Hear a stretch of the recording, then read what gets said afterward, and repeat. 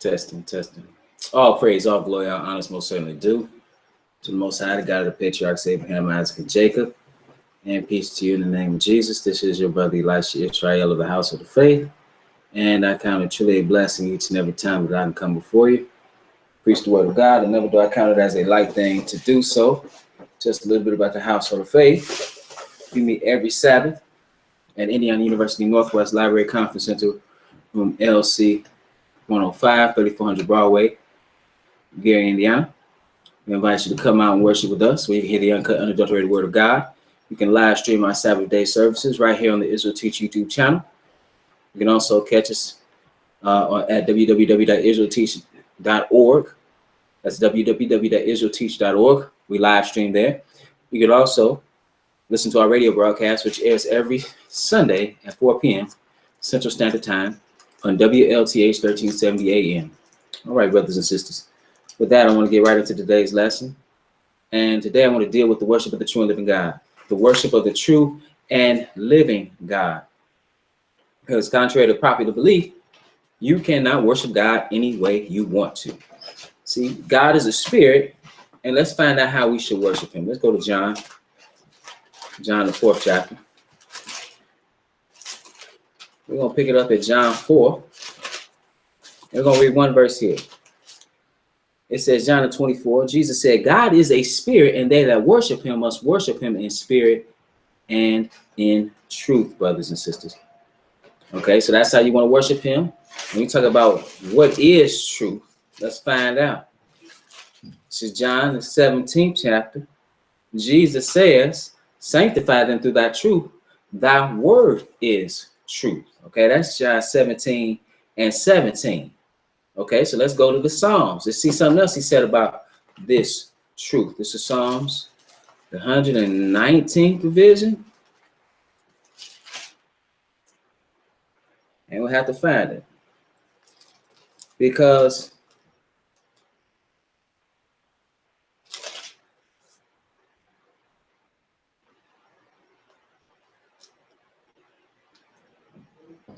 let's pick it up. He said something here about his law. And let me find it.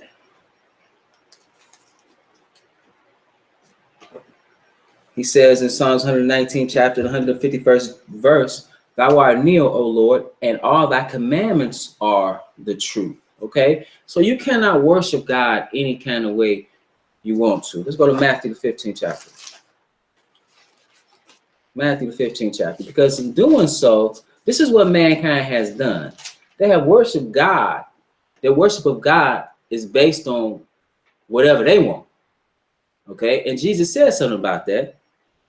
Here he's in the 15th chapter of the gospel according to Matthew. Here, some of these Pharisees and these scribes come to him, questioning him about the tradition of the elders. Yes, why do you transgress or break the tradition of the elders so you wash not your hands when you eat bread? He's talking about his disciples. Then he said, why do you transgress the commandment of God by your tradition? Now, the commandment of God, or the law, we know is the truth. We know his word is truth. But man has circumvented God's law. He says in verse 3, he said, but he answered and said unto them, why do ye also transgress the commandment of God by your tradition? So you're breaking God's law by your tradition. That's what's going on wholesale in these Christian churches. They are breaking God's law based on man's tradition. And we're going to see what you're going to get for that. So he said in verse 4, for God commanded, saying, honor thy father and thy mother, and he that curseth father or mother, let him die the death. But ye say, whosoever shall say to his father or his mother is a gift, by whatsoever thou mightest be profited by me, and honor not his father or his mother, he shall be free. Thus have you made the commandment of God of none effect by your tradition. Okay, so now you've done away with God's law for man's tradition, and he called them something. He said, ye hypocrites. Well did Isaiah prophesy of you, saying, these people draw nigh to me with their mouth. So you're constantly talking about or drawing near to God with your mouth, and it says, and honor me with their lips. So you honor him with your lips. I love God. I love the Lord. He heard my cry. You're saying all these things. Then he said, but their heart is far from me, meaning their mind is far from me. He said something, but in vain they do worship me. Like vain means for naught or for nothing. for naught or for nothing. And it says, but in vain they do worship me, teaching for doctrines the commandments of men. And that's what man has done. And that's what they continue to do. And they do it in vain. God is a spirit that worship him must worship him in spirit and in truth. His word is truth. The commandments are truth. Right? Then he says, you know, if you want to worship him according to the doctrines of man, it's for nothing. But that's exactly what man has done. All right. I want to go to Psalms, and this is such a grave thing, not just dealing with Israel, brothers and sisters, but when you really understand that there's a God and that he is to be served in a proper way. Once you understand that there's a God, you should know you can't just serve him any kind of way. You can't do that in your mother and father's house. Right? Mother and father, you know they mother and father, right? They've shown you that in so many ways. And what do you have to do? Obey the rules. This is Psalms 19 and verse 1. It says, the heavens declare the glory of God, and the firmament showeth his handiwork. Okay, so the creation itself it testifies of the existence of God. See, so this, the fool has said in his heart, there is no God. Because if there's no God, there's nobody to subject your will to. You can do whatever you want to do. Ultimately, when you really understand that premise of atheism, there is no moral standard by which anybody should live. Anybody should technically live. So you can have rape, you can have murder, all of that is fine. It can be justified. So it says, day unto day uttereth speech, and night unto night showeth knowledge. There is no speech nor language where their voice is not heard. Their line is gone out through all the earth, and their words to the end of the world. In them hath he set a tabernacle for the sun, which is a bridegroom coming out of his chamber, and rejoiceth as a strong man to run a race. The works of God show that God exists. Then it says something. Well, it says, his going forth is from the end of the heaven, and his circuit unto the ends of it. And there is nothing here from the heat. They're talking about the sun, right? So you see this, and obviously you didn't do it. No other human being did it. Something much more powerful, much greater than yourself created all of this. This didn't come out of happenstance. You've never seen something come out of nothing. Never. Then it says something. So the manifestation of God, right, is testifying, the creation is testifying of the existence of God. Then it says something in verse 7. It says the law of the Lord is perfect. Now wait a minute. If you have this being that can do all of this, and you have what we call a God, that God is to be understood. That supreme being has a standard. And the standard is the Torah, or the instruction, the law, statutes, commandments. He said the law of the Lord is perfect, converting the soul. The testimony of the Lord is sure, making wise the simple. And this is what it does. First of all, it's perfect. And it makes you wise, because it, in keeping of the law, is wise. Because if you want life, you need to keep the commandments, as well as have faith in the Messiah. But also, brothers and sisters, there is wisdom embedded within the laws that this awesome God created for us. So he's telling us how we should live. And in the law, we can understand what he thinks. And there's no wisdom greater than the wisdom of God. So it says the statutes of the Lord are right, meaning they're righteous. It says, rejoice in the heart. The commandment of the Lord is pure, enlightening the eyes. You want a mind like God? Keep his commandments. Meditate on them, as David said, day and night. Day and night. Let's go to Romans 1. Romans 1. Because this man knows something. Everybody knows. Even when he tries to deny it, he should know. And this knowledge makes him guilty. So this is Romans 1 and verse 18. It said, the wrath of God is revealed from heaven against all ungodliness and unrighteousness of men who hold the truth in unrighteousness. So now the whole world is guilty of before God because they hold a particular truth in unrighteousness. What is this truth? Verse 19, because that which may be known of God is manifest in them, for God has showed it unto them. What did he show man? Verse 20, for the invisible things of him from the creation of the world are clearly seen, being understood by the things that are made. In the beginning, God created the heaven and the earth, even his eternal power and Godhead, so that they are without excuse. What does he mean they without excuse? They're without the excuse of they have no reason not to follow him. You know it's a God, right? And he's always had a standard. If you go back even before the law was officially given, when he brought Adam into his consciousness, he breathed into his nostrils the breath of life, and man became a living soul. He comes into his consciousness, and then that is a manifestation of God. He comes into existence. You didn't bring yourself into existence. And then what he said, he prepared a table for him. And then what did he do? He gave him commandment. He had a standard by which to live.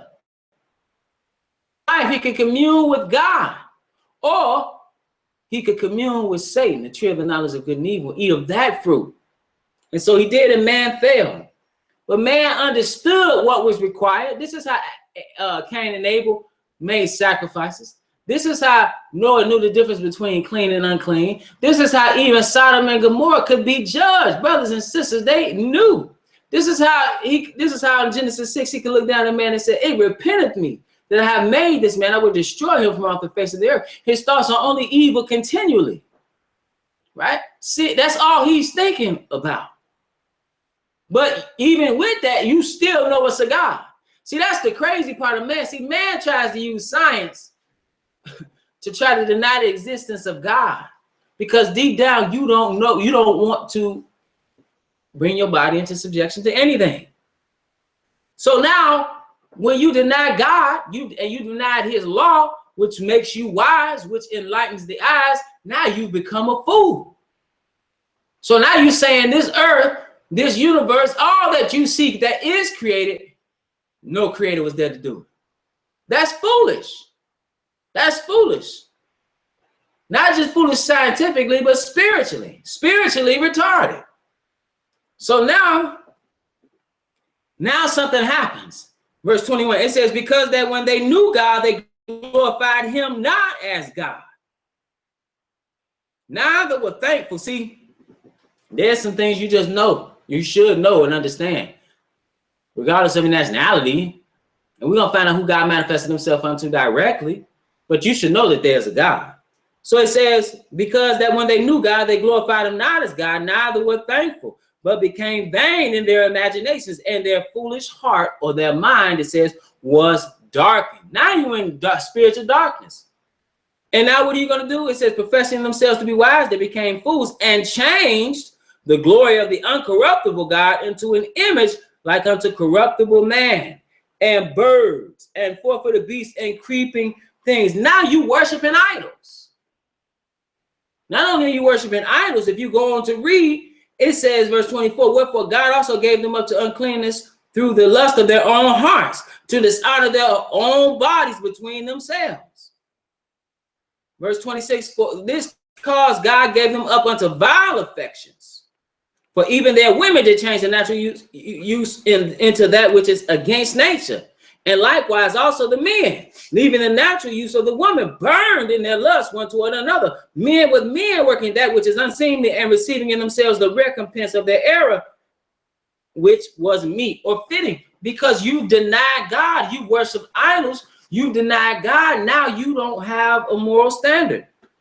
Now it's whatever you say it is. Now you in darkness. Now you liable to do anything. Now you a man laying down with another man. Don't you know that's an exit, not an entrance? You're a woman with a woman. All you're gonna do is just create some confusion. That's not what God made you to do. And you can take it or leave it. I don't care what you think about it. That's the truth. That's the truth. But let's go to Jeremiah, the 10th chapter. Could care less what you think about it, about political correctness, any of that. You can take this or leave it. You can think what you want because it ain't even mine. Jeremiah 10. Jeremiah 10, and we're going to pick it up at verse 1. People walking around can't say anything.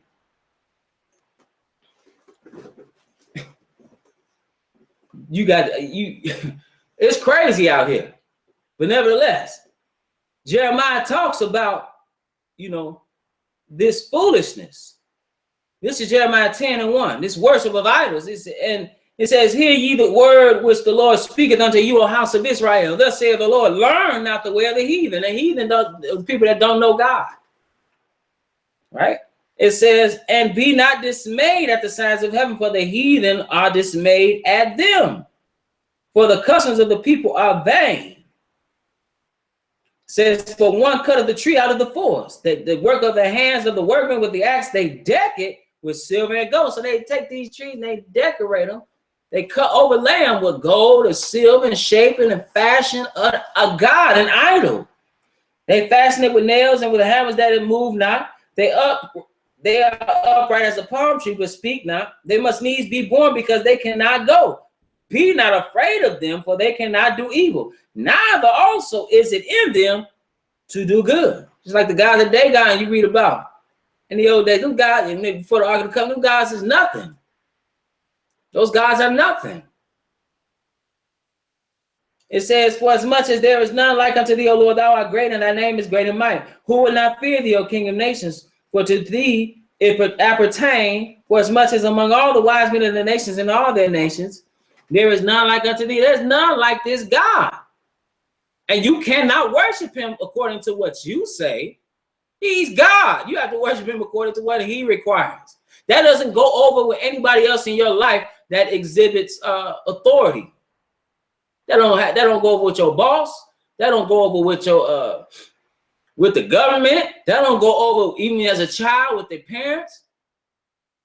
And yet, with God, the creator of all, that's how it's supposed to be. Don't be fooled. It said, but they are altogether brutish and foolish. The stock is a doctrine of vanities. Brutish means stupid, not ignorant, stupid. You stupid. That's what he's saying. Verse 10, but the Lord is the true God. He is a living God. He inhabits eternity. So how is it that you can fashion him or shape him out of some gold? How could you do that? That doesn't make any sense. So, but the Lord is the true God. He is the living God and an everlasting King. At his wrath, the earth shall tremble, and the nation shall not be able to abide his indignation.